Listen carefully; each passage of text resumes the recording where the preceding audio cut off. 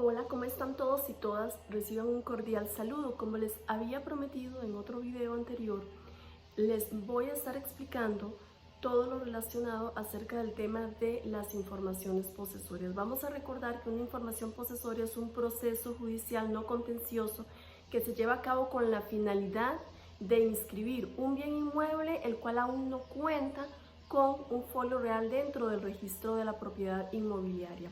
Bueno, podemos decir que se va a dividir en dos, aunque en la Ley de Informaciones Posesorias, que es la que lo regula principalmente, viene todo lo que son los requisitos, todo lo que es el proceso de una manera un poco dispersa.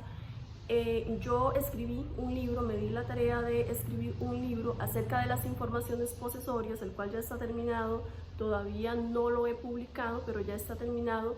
Y lo que traté de hacer fue de organizar los temas para así el lector pueda tener a mano, ya sea el poseedor que quiera escriturar a través del proceso o ya sea el abogado que vaya a llevarlo a cabo, pueda tener a mano una guía mucho más práctica acerca de todo el proceso. Lo dividí en dos partes, el escrito inicial y en el proceso en sí, y cada una de estas partes tiene sus subdivisiones. Voy a tratar de explicar en este video una de esas partes porque en realidad el tema es largo y no va a alcanzar para un solo video. Bueno, primero que todo y antes de sentarnos a redactar el escrito inicial y empezar a recolectar los diferentes requisitos, los cuales estaremos viendo a través de toda esta charla, de toda esta conversación, primero que todo yo quise dejar un apartado, un título dentro del libro, el cual se llama Estudio de Factibilidad del caso. Un estudio de factibilidad es como un análisis previo que se realiza para ver si el caso va a tener o no prosperidad. Si bien es cierto, no somos adivinos, puede que sucedan muchísimas cosas durante todo el procedimiento y que no logremos tener éxito en un caso determinado, pero bueno, como abogados ya tenemos un conocimiento previo, sabemos cuáles son los requisitos para cada uno de los procesos. Bueno, vamos a centrarnos en el proceso de información posesoria. Nosotros tenemos que tener de antemano muy claro cuáles son esos requisitos, en qué consiste el procedimiento y analizar de previo junto con el cliente o junto con el poseedor a ver si esos requisitos se cumplen algunos y algunos es posible recolectarlos. Entonces, cuando hagamos todo ese estudio de factibilidad, podemos darnos cuenta si es posible o no llevar a cabo el proceso, si deberíamos o no iniciar ese proceso. ¿Cómo nos damos cuenta cuáles son esos requisitos que debe cumplirse? Bueno, acá en el libro, bueno, en la Ley de Informaciones Posesorias, en algunos artículos del Código Civil, del Código Procesal Civil, viene explicado cada uno de esos requisitos. Para nosotros poder sentarnos con el poseedor que quiere escriturar el inmueble, debemos de tener previamente el conocimiento de en qué consiste todo el proceso, tenerlo claro, entenderlo, comprenderlo, para así transmitirle a esa persona que busca de nuestros servicios toda esa información y poder explicársela de la mejor manera posible. Primero que todo, y lo más importante es la posesión. Si una persona es una poseedora de un bien inmueble sin inscribir, que también es algo imprescindible que no haya sido anteriormente inscrito ante el registro, y si ese poseedor cuenta con esos años de ocupar el inmueble a título de dueño y cumpliendo con todas las características que dice el Código Procesal Civil, entonces podremos tener un indicio para ver si todos los otros requisitos también se cumplen. Después de hacer todo ese estudio de factibilidad, es importante porque, bueno, esta charla va dirigida también a abogados que desean llevar a cabo el proceso de escrituración o que ya lo han llevado a cabo y quieren conocer un poco más, ¿verdad?, del asunto. Entonces, es también importante ese consenso entre abogado y promovente. Bueno, en todo lo que hagamos, porque recordemos que como abogados estamos vendiendo un servicio profesional y como toda venta de servicio, como es un contrato, como todo contrato, se deben establecer las pautas desde el principio, desde un inicio. Debemos sentarnos con nuestro cliente y decirle, bueno, en esto consiste el proceso de información posesoria. Usted me dice que cuenta con tales requisitos, que puede recolectar tales otros, entonces vamos a analizar lo que vamos a hacer y en qué va a consistir la relación abogado-cliente, abogado-poseedor en ese caso, que es el cliente. Bueno, va a consistir en que yo como abogada le voy a brindar mis servicios profesionales, le voy a cobrar tanto. Todo eso tiene que quedar muy establecido desde el principio. ¿Por qué? Porque se trata no solamente de mis servicios profesionales, sino también de los requisitos que el cliente debe de conseguir.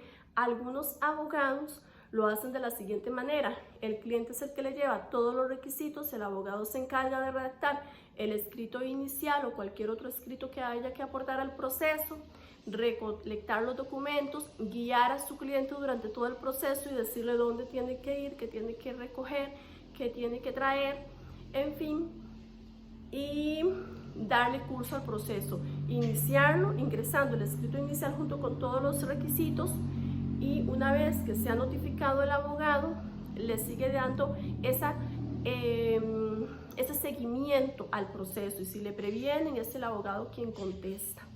Pero si hay que conseguir algún documento especial, entonces se le dice al cliente para que él se encargue de conseguirlo dependiendo del documento que sea, porque si está en las manos del abogado hacerlo, este lo va a hacer. ¿Cuáles son esos documentos? ¿Cuáles son esas solicitudes que se van a realizar a lo largo del proceso? Bueno, lo vamos a ir viendo poco a poco, porque es así como paso a paso para poder lograr comprenderlo, manejarlo, llevarlo a cabo. Entonces, una vez que se marquen esas pautas abogado-cliente, es importante, es imprescindible hacer un contrato, porque puede ser también que el abogado, hay abogados que se encargarán de conseguir absolutamente todo, inclusive hasta de contratar al topógrafo para que saque el plano, hasta contratar al ingeniero para que saque el permiso de uso conforme de suelo y demás. Bueno, eso ya es un consenso entre abogado y cliente, pero como para que ustedes tengan una idea, los que no tienen aún conocimiento de esto, el valor de un proceso, los honorarios que cobra un abogado según la tabla que tenemos para consultar los precios, es un 20% del valor del bien. Bueno, ¿cuál es el valor del bien? Ahí nos vamos a un punto muy importante, porque es un bien que, como no está inscrito todavía ante el registro, no tiene un valor fiscal. Algunos se pueden cuantificar dependiendo si están pagando los impuestos municipales con base a un valor. Bueno, puede tomarse como parámetro, o de lo contrario, lo que muchas veces se hace es llegar a un consenso también en ese punto con el poseedor y decir, bueno, vamos a estudiar nosotros el bien, vamos a verlo, vamos a analizar cuánto puede costar aproximadamente, para de ahí sacar el 20% y ese va a ser el valor de los honorarios del abogado para llevar adelante el proceso. También podría pagarse un perito, que sería como un número más certero, como un precio más verdadero del bien, un perito que diga, bueno, la valoración de este bien está en tanto. Entonces de ahí nosotros calculamos el 20%, pero como el peritaje no es uno de los requisitos para la información posesoria, se trata de ahorrarle este dinero o este gasto de más a nuestro cliente, y por lo tanto la mayoría o casi que todos prefieren hacer un cálculo entre ellos, porque como ya hay una serie de requisitos que tiene que pagar y unos gastos en los cuales debe de incurrir, entonces no queremos que incurra en un gasto más que podría ser ciertamente innecesario. Una vez que se tomen los acuerdos entre abogado y su cliente y todos estén conscientes de cuánto se le va a cobrar al cliente, cuáles son los requisitos o cuáles van a ser las obligaciones más bien de una parte y de la otra. De una parte llámese abogado, de la otra parte llámese cliente o poseedor. Eso se debe de tener muy claro desde un inicio para después, más adelante, no tener problemas en ese sentido. se hacen un contrato, firman, autentica otro abogado ajeno al proceso y ese es el contrato escrito que se va a tener. Muy bien. Además de ese contrato escrito, se debe de hacer, como les dije en un principio, un escrito inicial. El proceso consta en llevar un escrito inicial, presentarlo al juez junto con todos los demás requisitos. Algunos requisitos van dentro de ese escrito inicial y otros van anexos al final del mismo. Habrán otros con los que se va a cumplir a lo largo del camino, por ejemplo, unos testigos en una audiencia que se va a realizar en determinada etapa procesal. Pero bueno, vamos a centrarnos en el escrito inicial, primero que todo. Es un escrito como el de una demanda, muy similar al de una demanda, que tiene su encabezado, donde se va a nombrar el juzgado ante el cual se va a presentar, el nombre del promovente, número de expediente, pero bueno, cuando lo presentamos por primera vez, vamos a indicar ahí que el número de expediente, bueno, está por iniciar apenas. Y después de este encabezado, una introducción donde se dice el suscrito, el nombre de esa persona promovente, sus calidades, como bueno, nombre completo, apellido, número de cédula, dirección exacta, ocupación, indicar que es mayor, su estado civil. Esos detalles deben de ir ahí en esa introducción.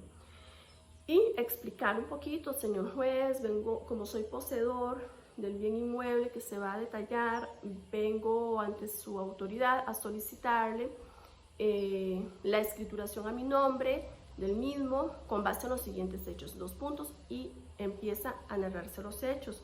Esos hechos deben de ser muy concisos, muy claros, deben de abarcar lo que dice la ley especial al efecto para que tenga prosperidad el proceso. Estaré explicándole los hechos de manera más detallada, pero para seguir esta línea de qué es lo que lleva el escrito inicial después de los hechos, va a venir lo que es el fundamento de derecho, donde vamos a nombrar principalmente la ley de informaciones posesorias en su totalidad, porque es la que nos dicta qué se debe de hacer. Además vamos a nombrar el Código Procesal Civil, porque también nos basamos en este.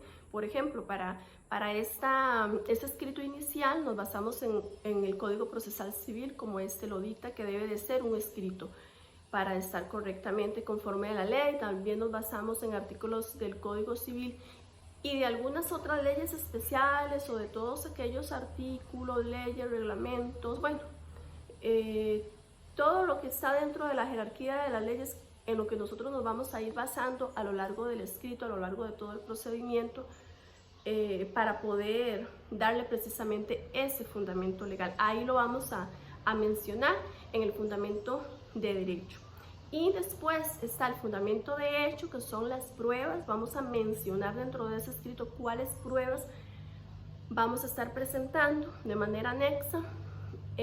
Lo vamos a escribir de una forma muy puntual en el fundamento de hecho. Y la estimación y la cuantía, muy importante hacer como esa diferencia, porque está la estimación del bien y la cuantía del proceso. Perdón, la estimación del bien es esa valoración que le hacemos al bien. Muy importante que en esta parte de la estimación, nosotros como abogados, la realidad es que tratamos de valorarlo lo más bajo que podamos. ¿Por qué? Porque si nosotros hacemos una valoración de ese bien muy alta, después esa es la que va a quedar como valor registral, como valor fiscal, registralmente hablando. Entonces, cada vez que se vaya a hacer una negociación ya con el bien inscrito ante el registro en un futuro, se va a tomar como parámetro el valor fiscal, y si está muy alto, esa persona antes poseedora y luego ya va a ser propietaria, va a incurrir en muchos gastos.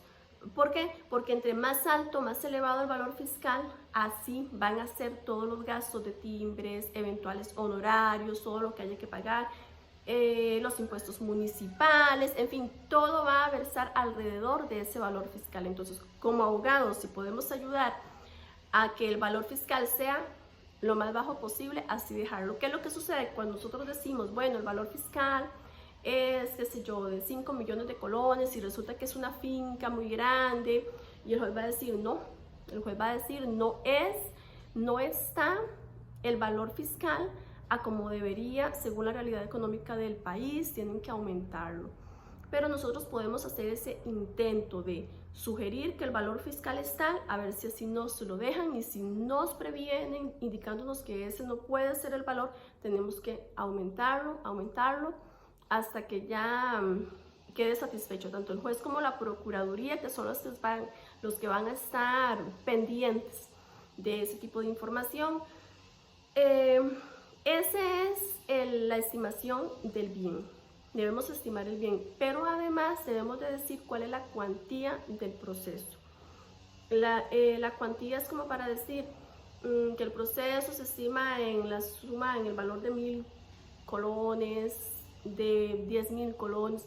No tiene que ser una estimación muy alta, en realidad eso es algo muy significativo que como requisito tiene que estar ahí. No podemos presentar un escrito y valorar el bien, pero no escribir la cuantía del proceso, no, porque es un requisito, tiene que estar ahí y debemos de estimarlo.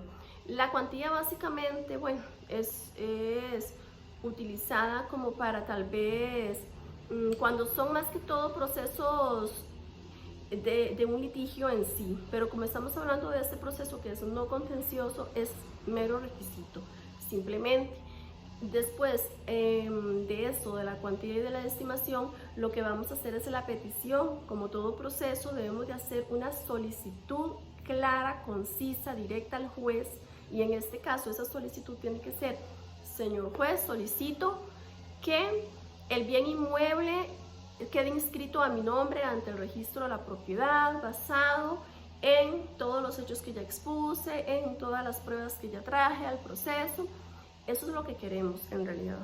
Debemos de tener muy clara la petición, porque es lo que nosotros le vamos a solicitar directamente al juez.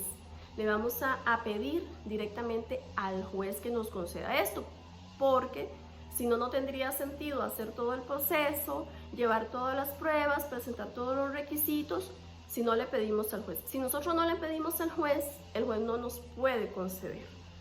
La solicitud es algo muy claro y muy puntual, de manera tal que el juez, viendo que existen los requisitos, nada más nos conceda esa petición.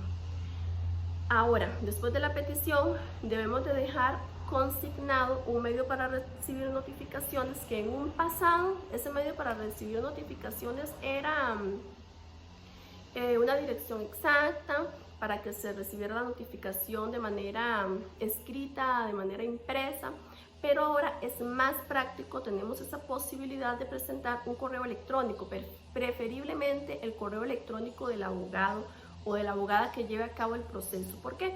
Porque si tal vez indicamos un correo electrónico del cliente y el cliente puede ser que no suele ver todos los días su correo, no suele revisarlo todos los días, llega una notificación y en ese caso no va a estar pendiente, tal vez la notificación lleva generalmente unos días de plazo para contestar X prevención, por ejemplo.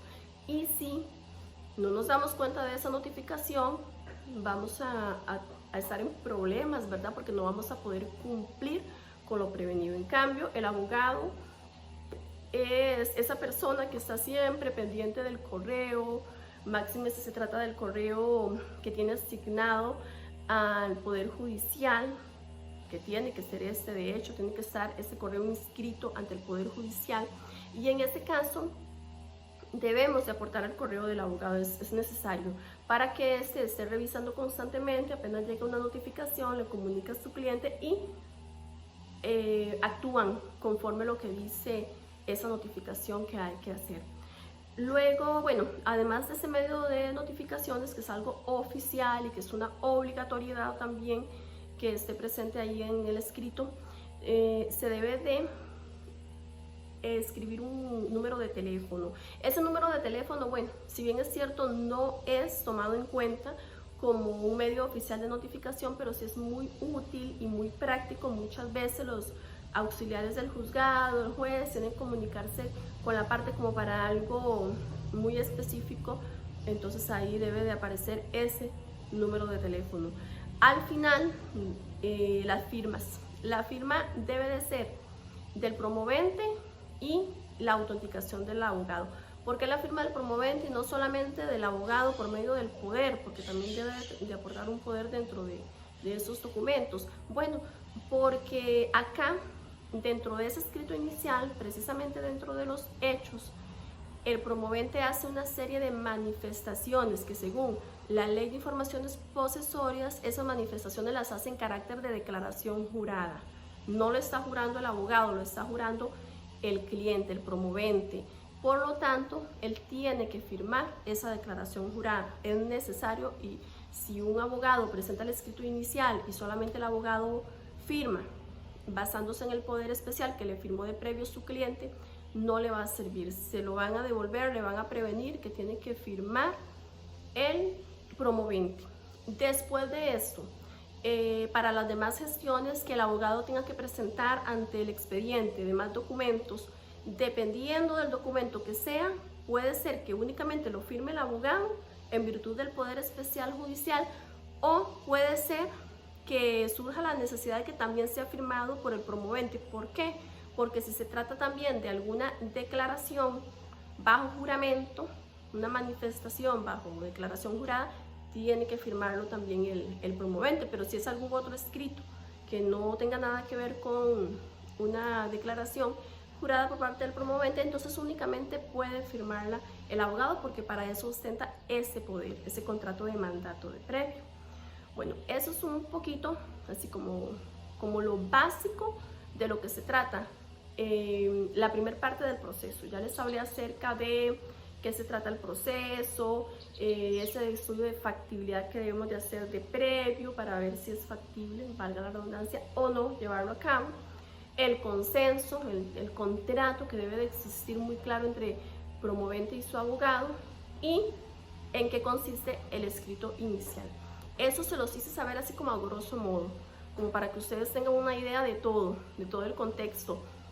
Pero nosotros tenemos que profundizar más en la parte de los hechos, porque en los hechos es donde vienen todas las manifestaciones, que trata de requisitos esenciales que no pueden faltar en el escrito inicial, y yo quiero explicarles más acerca de cada uno de esos requisitos, por qué es tan importante.